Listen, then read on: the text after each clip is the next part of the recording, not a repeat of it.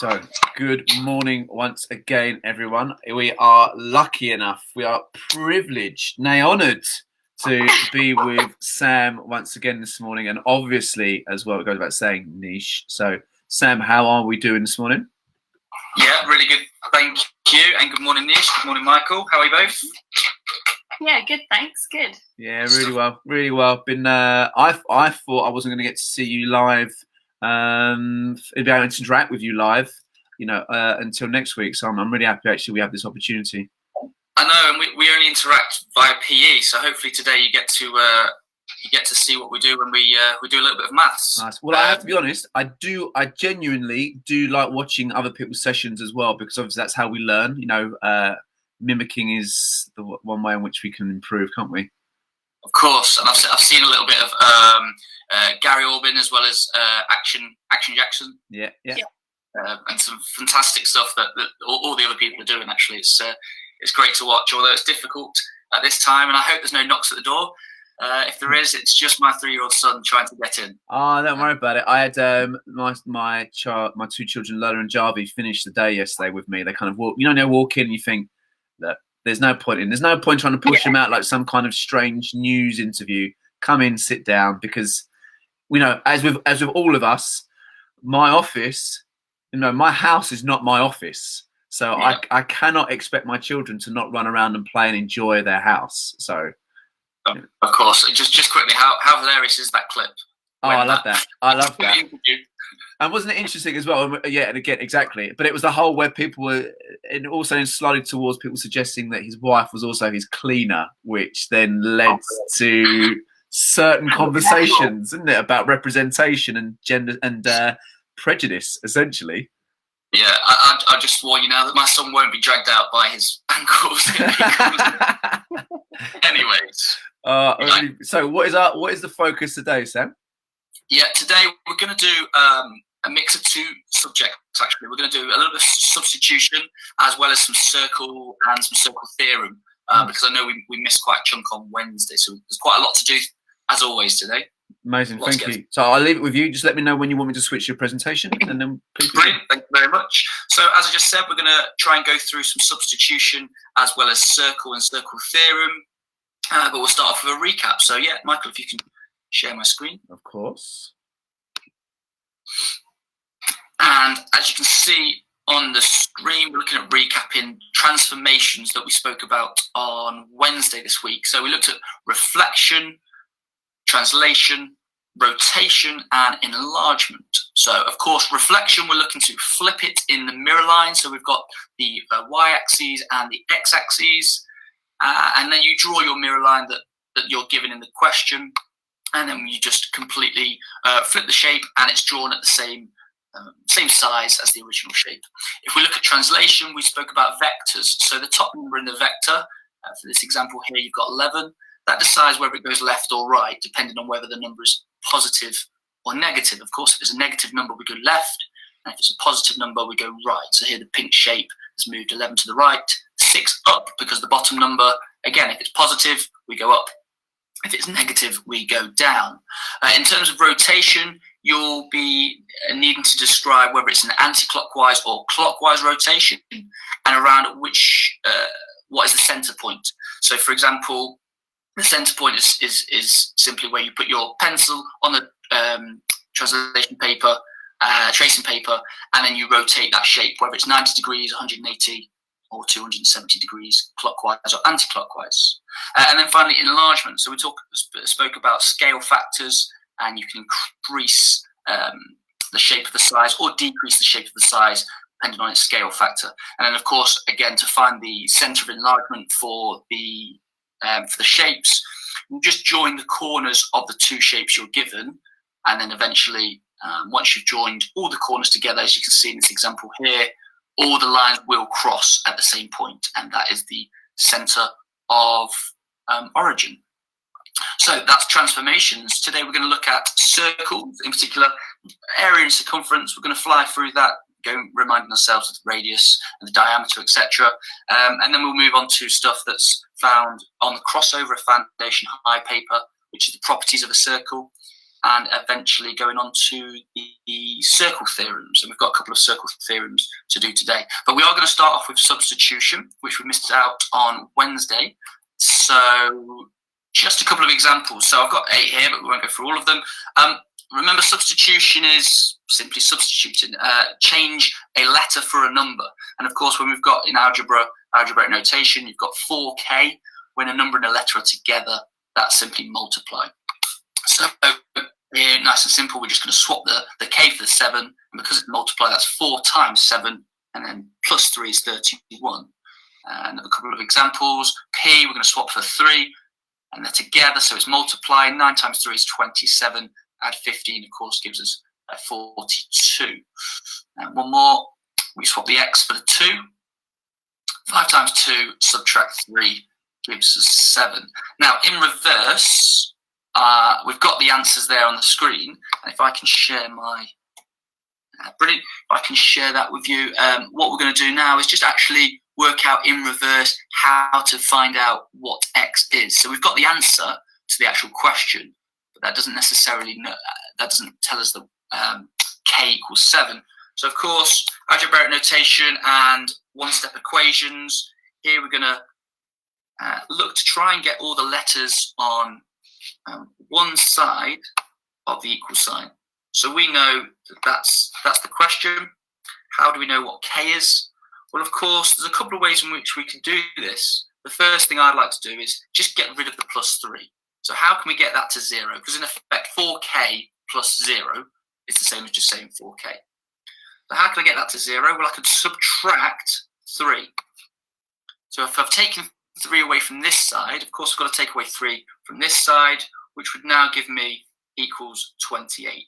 So my question now reads 4k equals 28.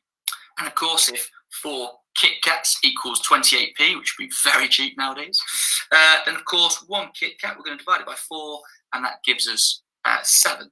So therefore, k equals 7. We're going back to our original examples up here. We know that 4k was 7 because that's 28 plus 3 is 31. Excuse me. Let me look at one more example, and we'll go a bit further down. Maybe perhaps one with subtract. If we go to question 8, we've got 8r subtract 7 equals 33. Well, what is r? And of course, again, if we do the opposite, so I'm going to get that to 0 by adding 7. Of course, that therefore I'm going to add 7 to this side, which gives me 40. So the question now reads 8r equals 40. And then if I divide that by 8, that gives me 5. And if we were to put this back into the original question, 8 times 5 is 40, subtract 7 equals 33. Okay, so when you're doing one-step equations and substitution, you're looking at getting all the algebraic notation onto one side of the equal sign and all your numbers, if you will, on the other side. Okay, and you do that by doing the opposite. If it's add, you subtract, subtract, you add. And same with multiply and divide, which we'll go on to later on. So just a few more examples here. These are one-step equations, slightly bigger numbers to work with here. We'll just talk through the first 2 and then I can give you a couple of examples. Question 1, again, we're going to subtract 1 from both sides. So you've got 9w equals 36. And of course, 36 divided by 9 is 4. So w equals 4. And if we looked at the second one, if we subtract 19 from both sides, you then get 150 equals 10a. So a would equal then 15. Slightly harder with question 3.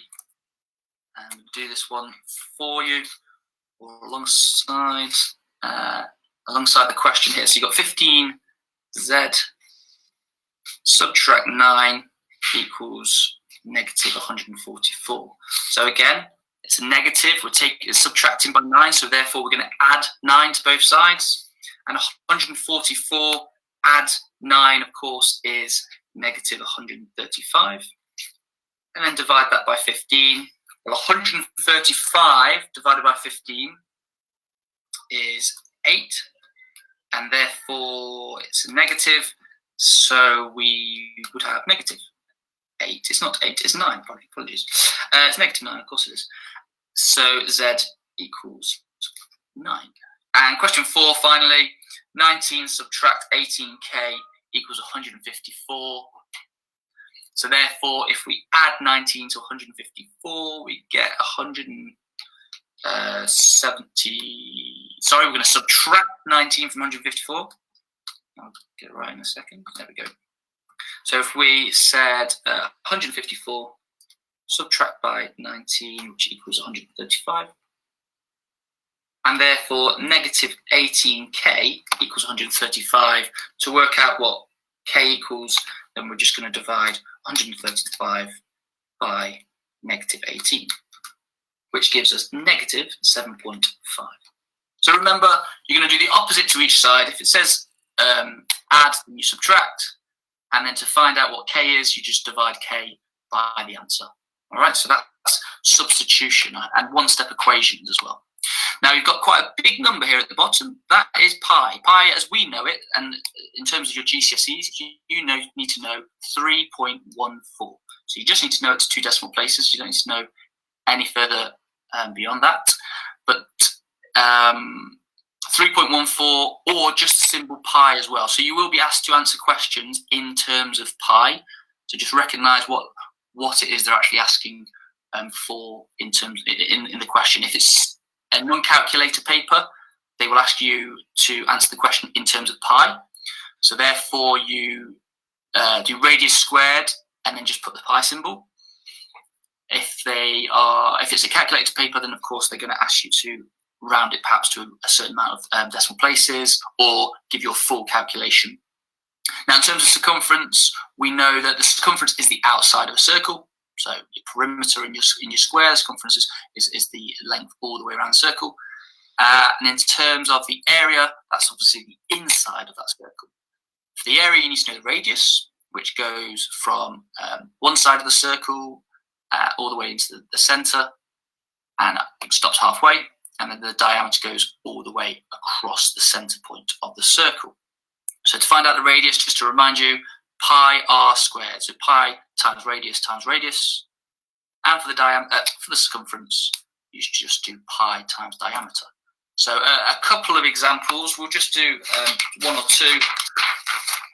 Share my screen again. So for example, question A, if we're looking at the, we'll do both actually. If we looked at the A and we looked at the area, then we would do the radius. So if the diameter is 68, then of course the radius would be 34. And then I can use my calculator in front of you here.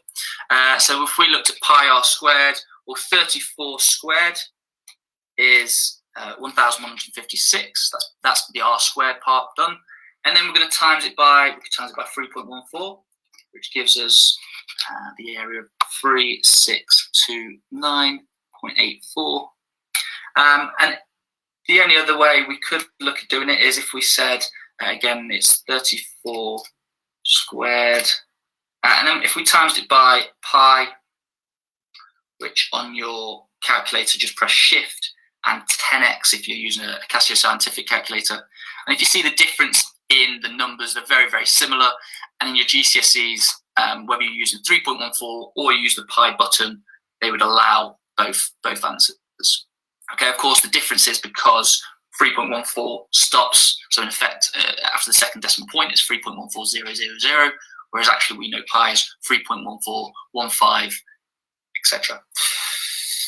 Again, they might ask you for the full calculation, and they might ask you to round to a certain decimal point. So in this instance, the answer would be 3,631.68, because the number after the 8 is less than 5.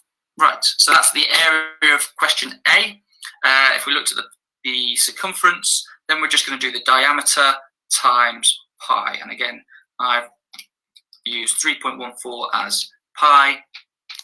So 68 times pi, which gives me 213.52 in terms of the circumference. Let's give one more example, and we'll look at B. So we've already given the radius here. So in terms of the area, we're going to go 62 squared, and then times that by 3.14, which gives us 12,000. and 70.16. And then in terms of the circumference, the diameter, the radius is 62, so therefore the diameter would be 124. If we times that by 3.14, that gives us our circumference, 389.36. Now, don't be surprised perhaps if in your GCSEs, as you've got an example here, one's in centimetres, one's in millimetres, they would possibly then ask you to change the question in terms of meters or kilometers or a different measurement. So they're very, very clever in the GCSEs, not just giving you one question, but trying to get you to provide 3 or 4 different skills, demonstrate 3 or 4 different skills within the same question. Okay, so for example, obviously here we know there's 100 centimeters in a meter. If we were to convert that into meters, we would divide our answer by 100.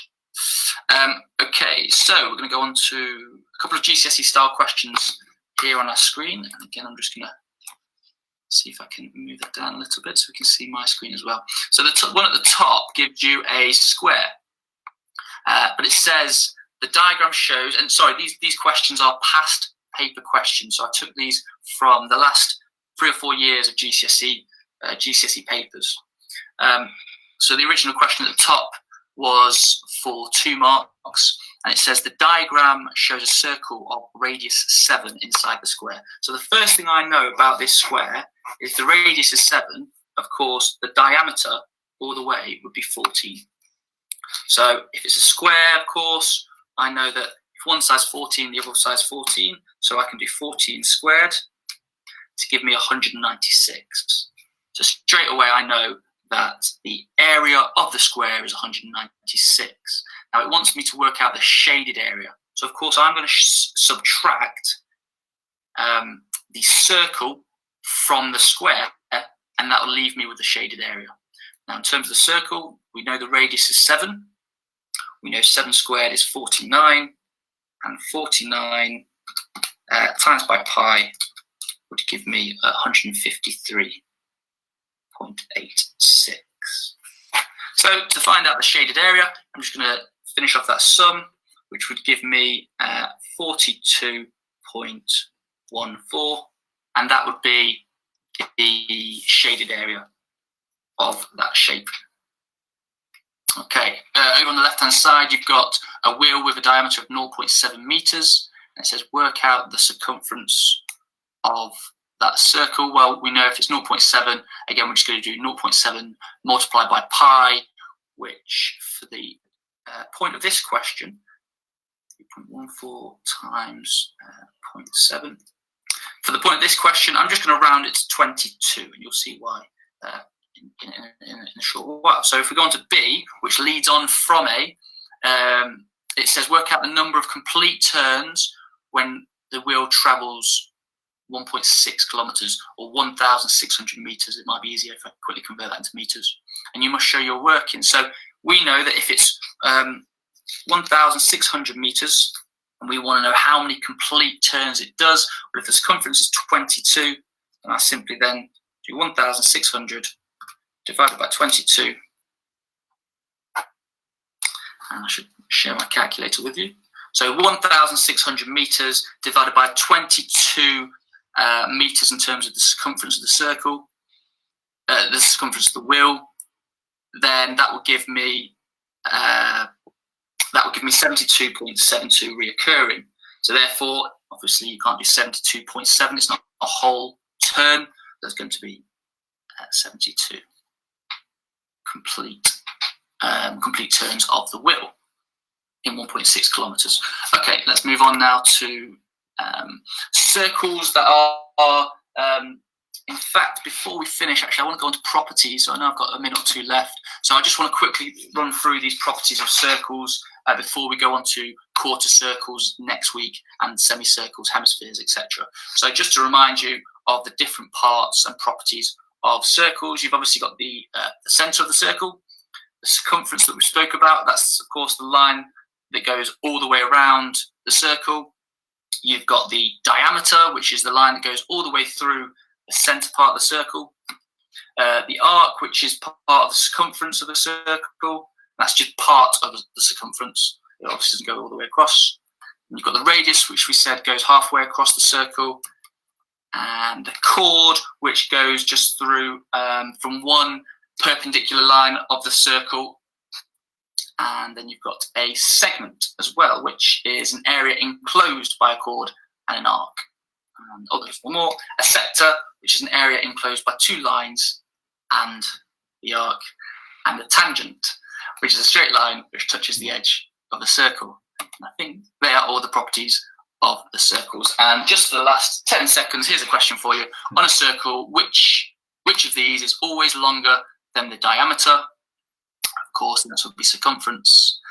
And in this circle at the bottom, which circle the word that describes the shaded part? And of course, the answer would be a segment. If you can share my screen now, please, Michael. Of course, 1 second.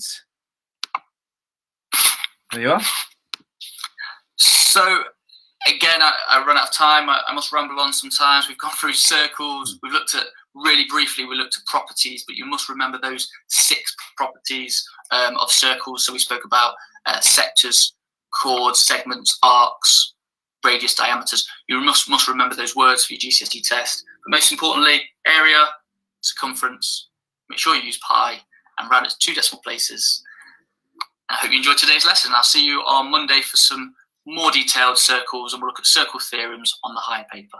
Thank you. That's really useful. Thank you. And it's never rambling. It's just there's so much content to cover. That's the thing, isn't it?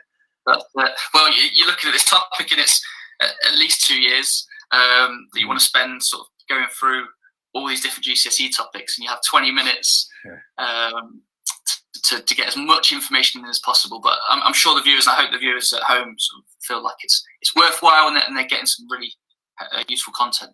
Well, the fact that well over thousands of people are watching every day, and you're pretty much on every day, suggests that suggests that you are at least a large segment. See what I've done there of the success. Wow. Very clever. Thank you. It proves I'm listening, though, doesn't it? It proves I'm listening. Thank you. Nish, do you mind sending us out today, please? Yeah, cool. There is a task. Sorry, I haven't shared my screen. There is a task which I'll be putting up on Facebook and on YouTube. If you've missed out on any of the videos, you can find them on Facebook and YouTube as well. And on the Streaming School website. And up next, we have science. Amazing. Thank you so much. And thank you again, Sam. Really appreciate it. Cheers, Michael. Cheers, Nish. Cheers, guys.